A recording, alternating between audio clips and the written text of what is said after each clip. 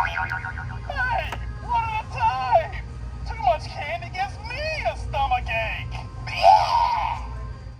Welcome back to Halloween at the CVS. I'm excited to walk through CVS every year. 6 years ago I did my first CVS store walkthrough for Halloween, and that video got an unbelievable 29 million views.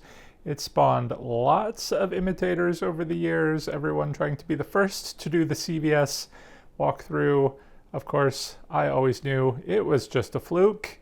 I am, however, left wondering if that is a record for views on a Halloween store walkthrough videos.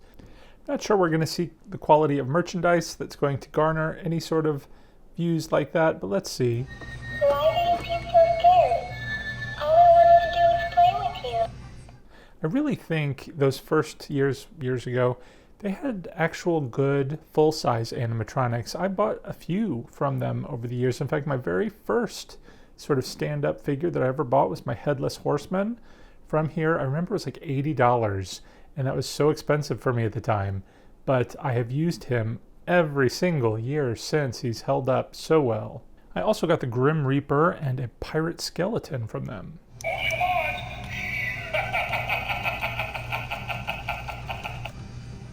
I did think that the witch at the beginning, that 6-foot tall floating witch box that we saw, fortunately they don't have any full-size display models, but anyway, that one looked pretty cool.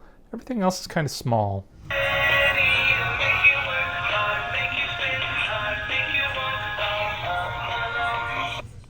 And there are an inordinate amount of sort of plushie items this year, and a lot of the Day of the Dead merchandise. I'm not complaining about that, though. I do love my Day of the Dead merchandise. I've done a theme for them in the past. Oftentimes that is kind of hard to find. A little bit of Harry Potter merchandise in there, Daily Prophet. I don't know if that's actually for the Halloween section. And what are those little gel-filled tubes supposed to be for? I'm not sure I should have touched that. Here we've got a little bit of decor, lots of light-up blinky eye things. Pretty sure that this Oogie Boogie probably did light up as well, but I couldn't really find the button, or it wasn't working, unfortunately. He probably did something fun, I'm sure. This tree here has an interesting face. Actually, I like the little pumpkins. It's actually kind of creepy, which I adore. Let's see, what does this clock do? Tick tock, tick tock. Sorry, your time's up.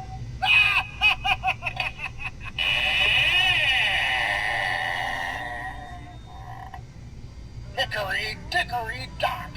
The ghoul ran up the clock, and now I've come back for you. Very nice. I feel like we've seen a version of that in the past, but it looks like they did a bit of an upgrade. And I love those light up spiders. Love decorating with spiders. Those looked fun. These looked a little bit more creepy. Let's see what they do.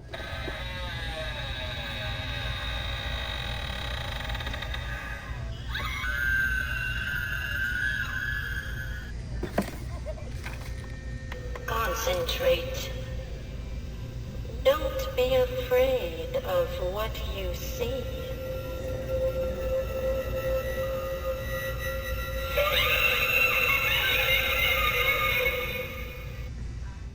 I like that crystal ball has the swirling effect as well as the lights that change. I actually was very tempted to get it, even though it felt a little plasticky, which put me off of it. Can't go wrong with the ravens and the skulls, and look how dark that cat was.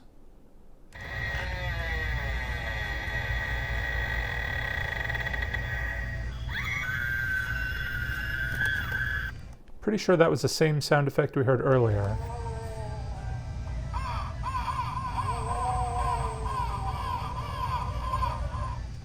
That was a little different sound effect. Not really sure it went with the clowns. I think it would have went well with any of those other sort of crows or bird decor.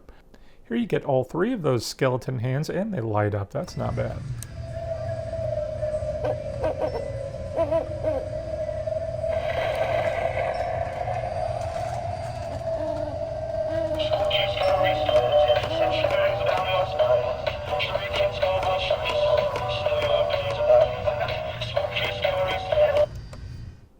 I am a little sad that now as I'm getting older, I don't know who that little blue character is.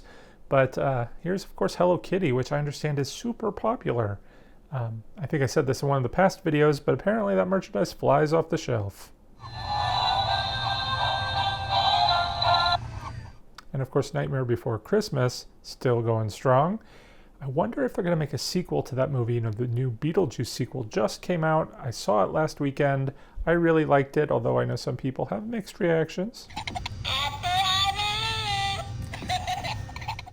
And I'm not sure if it's true, but I did read something that Tim Burton said he would only do a Beetlejuice sequel and no more other sequels. So I don't think we'll see one for Nightmare Before Christmas. But I don't know if that is good or bad. Obviously, you have the built-in audience for it, but you don't want to mess with a good thing sometimes. For instance, the Hocus Pocus sequel. What did we all think of that? I actually thought it was decent.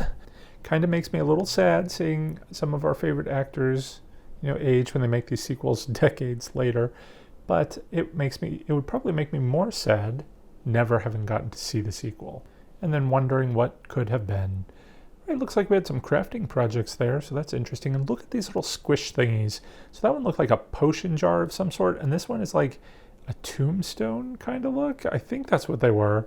Very different. I actually kind of like them. So they've got a lot of weird plushies that I actually kind of want this year. I think there's going to be a bit more here on this shelf that we'll take a look at. Of course, more Harry Potter merchandise and Nightmare Before Christmas. Got to get that licensed merchandise in. I do like that this projection effect changes colors. I'm not sure, do they usually do that? I kind of display those in these videos just real shortly, and I never really play them long enough to see if they do change colors. Maybe that's a standard thing I just never noticed. A couple of different candle options here. Witch's Brew caught my eye since I'm doing a bit of a witch theme inside my house this year. Smelled pretty good. I was tempted to get it, but by the time I finished my walkthrough, I completely forgot. That's because the store attendant was starting to give me the stink eye a little bit. It's making me a little nervous. Is this supposed to be like a sushi roll? I like how it had that sort of slimy goo coming out of its mouth. Very creepy. Of course, we've got Zero from Nightmare Before Christmas. And whatever the heck this thing is. Some sort of unicorn with a candy corn horn and a jack-o'-lantern treat bag. And it shakes its head wildly, because why not? All right, enter if you dare with a crow or blackbird or raven, whatever it is, like that. That kind of reminds me of Strawberry Shortcake. I don't know what these characters are, but they only have 2 of them, so if you want one, you better get there quick.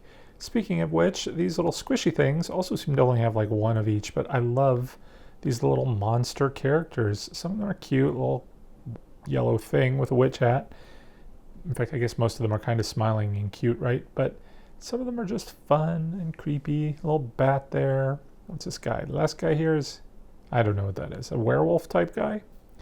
Down here we've got a little ghost. I almost feel like it should do something, but I don't see a try me button.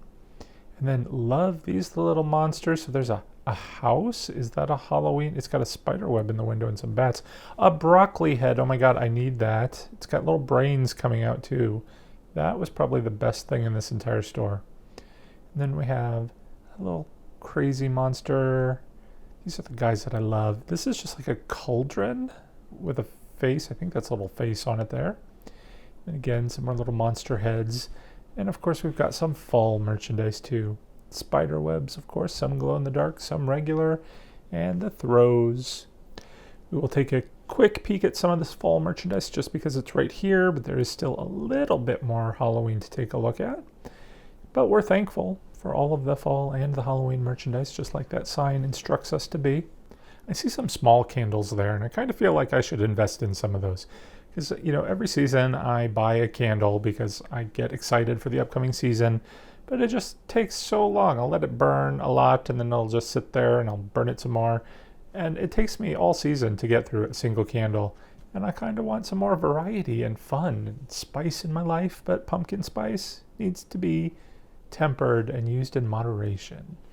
Anyway, we've got some Claire's products here. I guess they've expanded past the mall. I didn't know you could buy it in a drugstore too. I guess I'm not really their target demographic though, so what the heck would I know? Of course, you got your little stand-up witch here that is out every single year. I'm sure it changes, but I knew there would be one before we even went into the CVS.